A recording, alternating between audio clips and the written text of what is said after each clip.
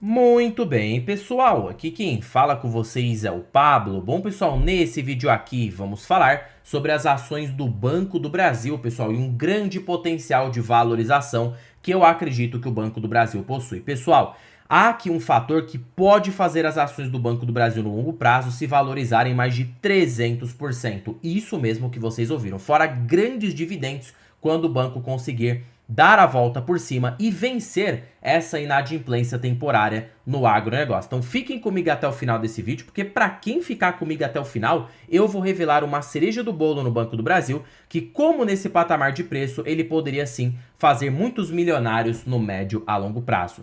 Mas antes de falarmos sobre tudo isso, pessoal, já peço para que vocês se inscrevam no canal, até porque agora estamos com uma meta de atingir 10 mil inscritos aqui no canal, pessoal. E quanto mais esse canal crescer, mais eu posso proporcionar o conteúdo de qualidade para vocês, porque meu principal objetivo neste canal é fazer com que vocês atinjam a tão sonhada liberdade financeira. Então, pessoal, em contrapartida, vamos se inscrever no canal, compartilhem esse vídeo, deixem nos comentários sugestões e macetem o dedo no like, porque ajuda muito no engajamento. Quanto mais likes tiver, mais eu percebo que vocês estão gostando do conteúdo e eu posso trazer tópicos relacionados aqui para vocês, tá bom? Sem mais enrolação, pessoal, vamos de fato aqui para o que interessa. Detalhe que o Banco do Brasil é a minha maior posição e eu tenho 45,7% da carteira nas ações do banco. Quer dizer, quase metade do patrimônio dos 200 mil reais que tem aqui aplicados, né, está no Banco do Brasil. Então perceba que ele tem sim uma relevância bem expressiva na carteira do canal. A questão é, pessoal, o Banco do Brasil já é o banco mais antigo que a gente tem aqui na bolsa. É o primeiro CNPJ, né,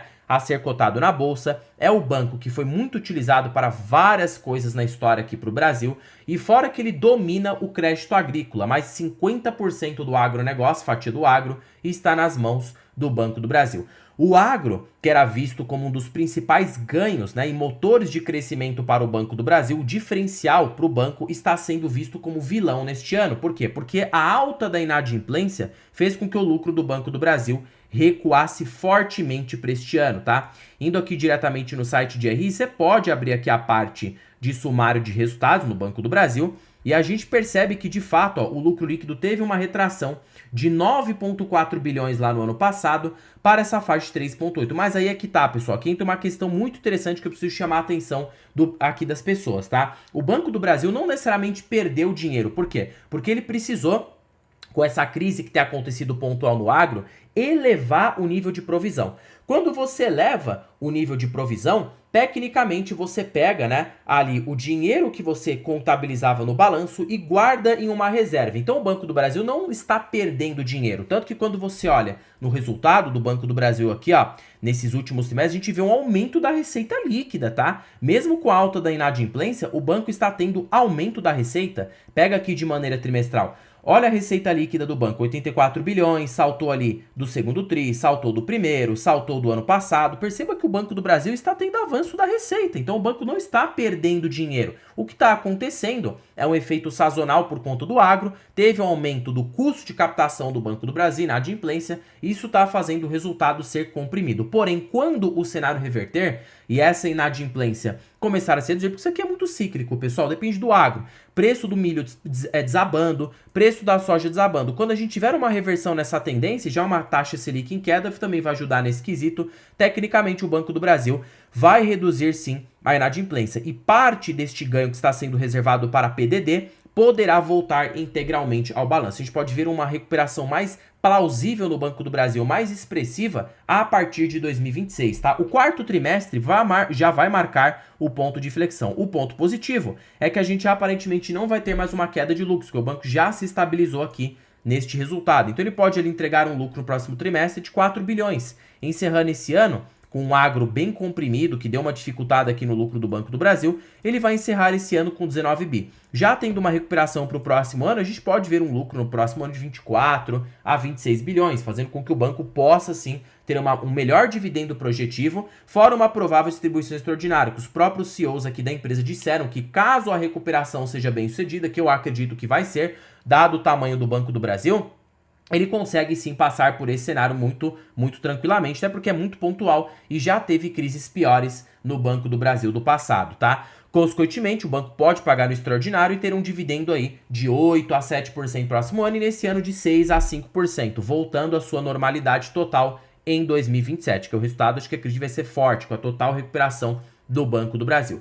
Perceba que a própria gestão diz que já está se adaptando e apresenta planos para virar o jogo no Banco do Brasil, né? Entre os dados revelados, o banco informou ter 12 bilhões de empréstimos renegociados dentro do escopo da MP 1314. Pablo, o que é a SMP? Já falei várias vezes aqui no canal. A SMP, no caso, foi aprovada pelo presidente Lula, né, no intuito de renegociação de dívidas para credores do Banco do Brasil que estão inadimplentes. Ou seja, os produtores rurais estão pegando crédito compulsivamente e não estão conseguindo arcar com suas dívidas. Consequentemente, o banco teve uma elevação na inadimplência, que até se estendeu para a pessoa física e para a pessoa jurídica a contaminação de créditos podres, tá? E perceba que o agro está sobre uma nova abordagem, foi basicamente o escopo principal da conversa e o banco já vê que aparentemente por esta conversa aqui já haverá sim uma perspectiva de melhora para 2026. E já chegamos no fundo do poço aparentemente. Tanto que a gente não teve, mesmo com a alta da inadimplência no setor agro, a gente não teve mais uma queda de estados. O banco manteve o lucro, tá? Isso aqui já é um sinal positivo de inflexão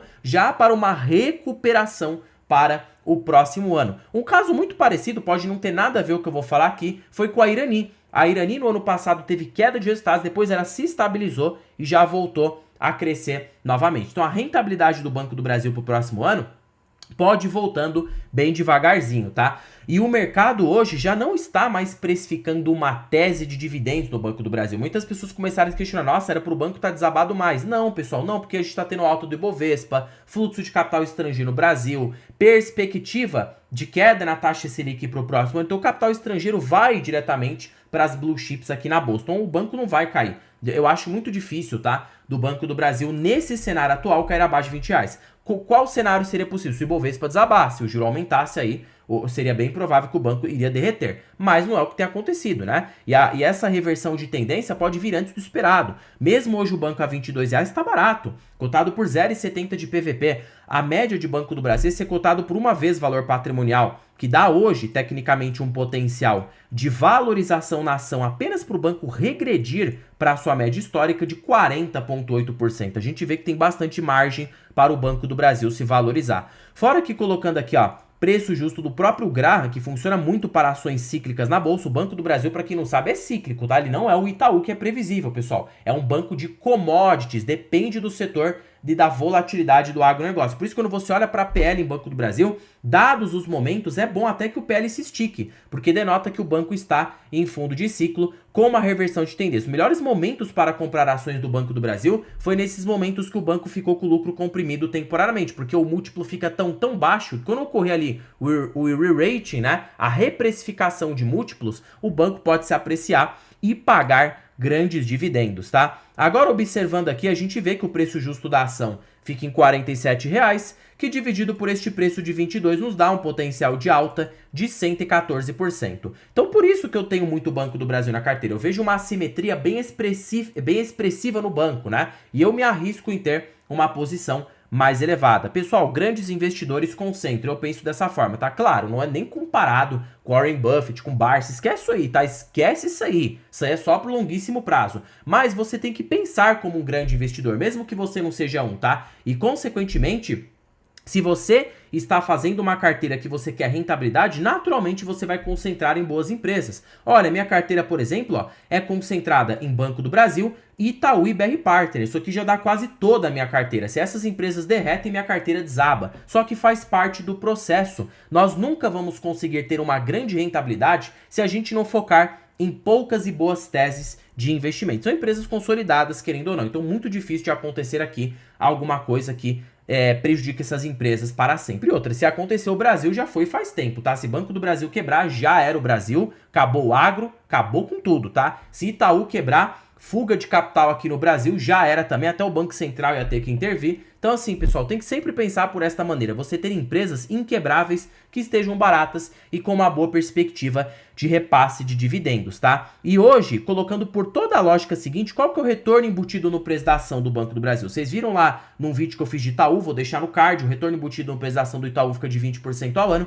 Qual será o Banco do Brasil? Se o banco manter esse payout de 30% e crescer a uma taxa de 15,5% ao ano de ROI, que essa fica a média de Banco do Brasil, e o banco repassar um provento na naturalidade, o Banco do Brasil tem um provento médio de 8,5% a 9% ao ano, tá? Então a gente pode ter aqui, com o reinvestimento de proventos, o retorno embutido no preço da ação do Banco do Brasil de 21,3% ao ano na média. Perceba que é maior do que o Itaú. E pegando no longuíssimo prazo, desde lá do Plano Real, o Banco do Brasil entregou desde 1994 mais de 22% ao ano na média. O Itaú entregou 20,19%, então fica 3% a mais para o Banco do Brasil. E esse retorno de 3% a mais de forma composta faz muita diferença. É por isso que eu gosto de ter os dois, tá? Na carteira. Porque um é muita rentabilidade, um pouquinho mais cíclico, e outro uma rentabilidade menor, porém mais previsível. Você consegue aliar os melhores dos mundos aqui numa carteira de investimentos, tá? E hoje, nos múltiplos atuais, vejo tanto potencial de alta para Banco do Brasil e, consequentemente, um bom repasse de proventos, tá? Se o banco conseguir voltar a ter aquele patamar de rentabilidade de ROI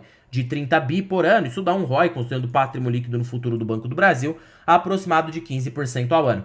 E se o banco voltar a repassar 40% de payout, para você que está pagando o valor de mercado de hoje, em tela, você pode ter um dividendo de 9,3% ao ano no longo prazo, fora esse potencial de reprecificação dos múltiplos nas ações do banco. E sabemos que caso a gente engate um ciclo de queda na taxa Selic, melhora no setor agro, o fluxo começa a vir fortemente. Em alguns cenários, como Bolsa ali em 2004 a 2007, o Banco do Brasil se valorizou mais de 1000%, pessoal. Eu só penso da seguinte forma, não sabemos quando isso vai acontecer. Podemos ter todo o conhecimento, mas só pega o ônibus quem fica no ponto esperando. Eu penso dessa forma, tá? Eu acredito na recuperação do banco e quando ele voltar, aí todo mundo vai querer comprar. Velha história que sempre acontece desde 2020, desde 2015, desde 2008, tá? É um banco cíclico que são nesses momentos de dificuldade que você aproveita para encher o carrinho. E, obviamente, que nada é recomendação de compra ou de venda, mas não tem jeito, tá? Esse é o mercado de ações e você precisa lidar com a verdade de que nem sempre todas as suas empresas vão estar dando bem conjunturalmente, tá? Você tem que se aproveitar destes momentos pontuais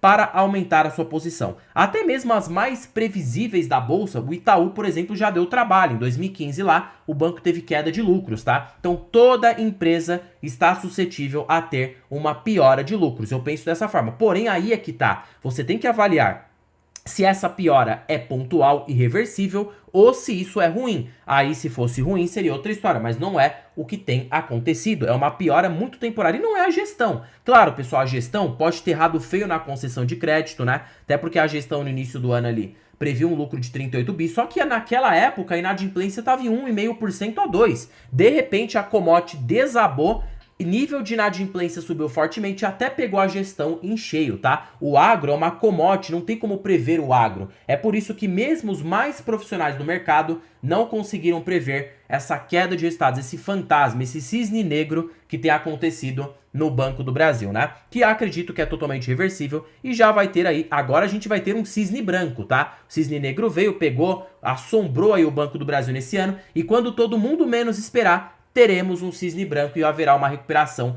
bem expressiva. Então você que investe no Banco do Brasil tem que ficar ciente dessas ciclicidades relativas ao agronegócio, que o banco já está produzindo uma coisa muito boa, tá? Eu gostei muito da postura ali de que eles estão investindo agora em crédito privado, porque quando passar esses apertos no agro, que não vai ser nem a primeira e nem a última vez, o banco já vai estar mais preparado, com uma estrutura de capital mais enxuta para lidar com uma deterioração temporária no agro quando acontecer novamente. E vai acontecer diversas e diversas vezes, pessoal. É assim que funciona, tá? Nossa, Pablo, gostei muito da sua análise, só que aí é que tá. Eu não tenho tanto conhecimento para fazer o que você faz. Será que você tem alguma coisa que me proporcione facilidade, traga um potencial de rentabilidade mais elevado sem ocorrer tanto risco? Que eu tô começando a bolsa agora. E para mim, que sou investidor mais avançado, precisava ali consequentemente poupar tempo. Bom, pessoal, é por isso que para vocês que ficaram comigo até o final desse vídeo, eu estou com uma belíssima oportunidade aqui para vocês, a planilha das ações mais baratas da bolsa. Pessoal, essa planilha aqui, ela é show de bola. Para primeiro de conversa que ela é uma planilha totalmente vitalícia. Uma vez que você investir nessa planilha, ela é sua para sempre, para a sua vida toda. E ela é mais barata do que o preço de uma pizza. Segundo fator é que ela é totalmente automatizada. A cada balanço de uma empresa, a qualquer segundo, a qualquer minuto, todas as projeções da planilha serão feitas automaticamente. Existem algoritmos que fazem isso para você em tempo real. E terceiro e último fator, contém os melhores indicadores da bolsa pelos grandes investidores. Décio Bazin, Benjamin Graham, Peter Lynch, você tem aqui o ranking das ações mais baratas pela Magic Formula. Fora também preço teto projetivo. Tá bom, Pablo? Onde estará o link dessa belezura? Estará na descrição deste vídeo, primeiro comentário fixado e também estará na bio do canal. Basta você clicar em mais e você vai ser direcionado para adquirir a planilha das ações mais baratas aqui no Brasil. Tá bom, pessoal? Por este vídeo é isso. Não se esqueçam de se inscreverem no canal, compartilhe esse vídeo, deixe nos comentários sugestões e macetem o dedo no like porque ajuda muito no engajamento. E já comentem se vocês têm Banco do Brasil e qual é a sua visão de médio e longo prazo. Em particular, continuo firme com o banco na carteira e pretendo, quando eu atingir minha meta de ações em outras empresas aqui, como Itaú, BR Partes, BB Seguridade, voltar a comprar com bastante intensidade o Banco do Brasil, sempre mantendo essa exposição mais elevada do que as outras, tá? E também aproveitando outras, porque o mercado de ações não é só composto de Banco do Brasil, mas, obviamente, que eu acho que dentre as que temos todas hoje ali, é o banco que tem mais assimetria de rentabilidade. Bom, pessoal, terminando o vídeo por aqui, fique com Deus até o próximo vídeo e fui!